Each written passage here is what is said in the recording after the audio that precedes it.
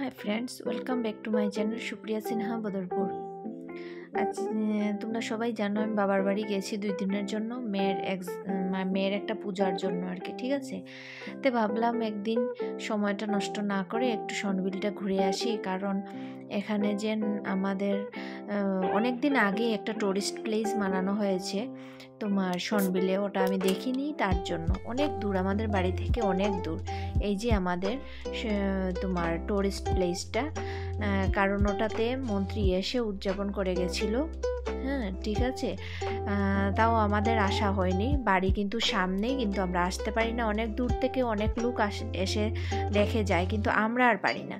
তাহলে আমার হাজব্যান্ড বললো একদিন যখন টাইম আছে হাতে তা চলো, মা বাবাকেও নিয়ে আসলাম ঘুরতে, মাও কোনোদিন দেখেনি, বাবা এসেছিল, মন্ত্রী এসেছিল, দেখে গেছে, কিন্তু আমার মা তো আসেনি, তার জন্য মাকে নিয়ে আসলাম। তারপরে মেলা আছে, মেলাতে এখান থেকে মেলাতেও ঘুরতে যাব।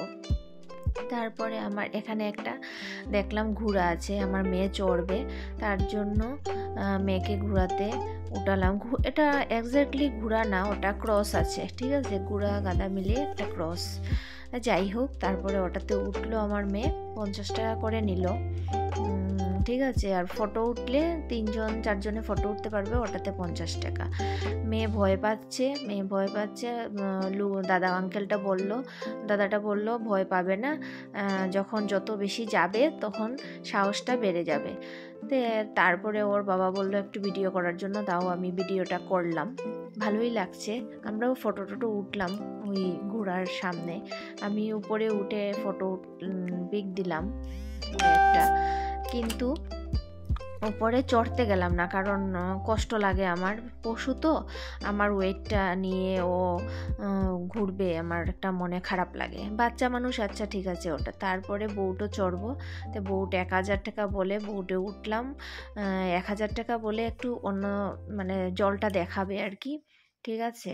তো বউটে উঠলাম, বউটের সিস্টেমটা ভালোই আছে, জুতাটা বাইরে রেখে তারপরে ভিতরে মাদুর টাদুর দিয়ে দিয়েছে, ওইখানে বসবো আর কি।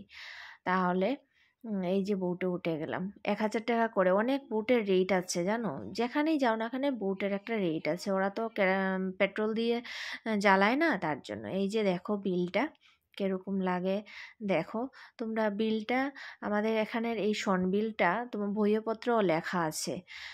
যদি কলেজে পড়ে থাকো তো এফসি যে সাবজেক্ট আছে এনভায়রনমেন্ট, ওই সাবজেক্টে সনবিল রাতাবিল বলে দুটা বিলের নাম আছে, কিন্তু আমি পড়েছি, আমার মনে আছে। আর ওইটাই আমার বাড়ি, বেশি দূরেও না বেশি সামনেও না, এরকম আর কি। যাই হোক, বিলে আসলাম, জল থাকলে আরও ভালো লাগে ফ্লাডের সময়। দেখো সূর্যটা দেখতে কি সুন্দর লাগছে না, খুব ভালো লাগছে, ওইদিকে সূর্যটা চলে যাচ্ছে, ডুবে যাচ্ছে, ভালোই লাগে জায়গাটা।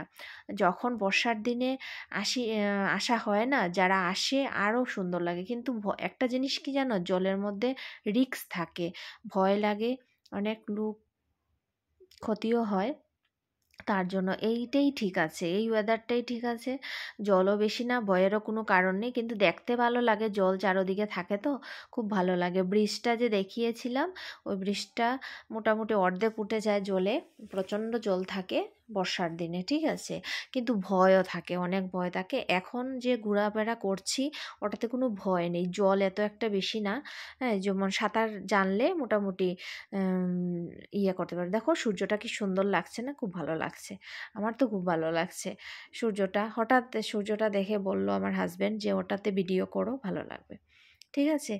আর ভিডিওটা এখানেই শেষ করলাম, বিলটা মোটামুটি দেখা আমরা এখন হয়েই গেছে, ভালো লাগলে শেয়ার কমেন্ট করবেন।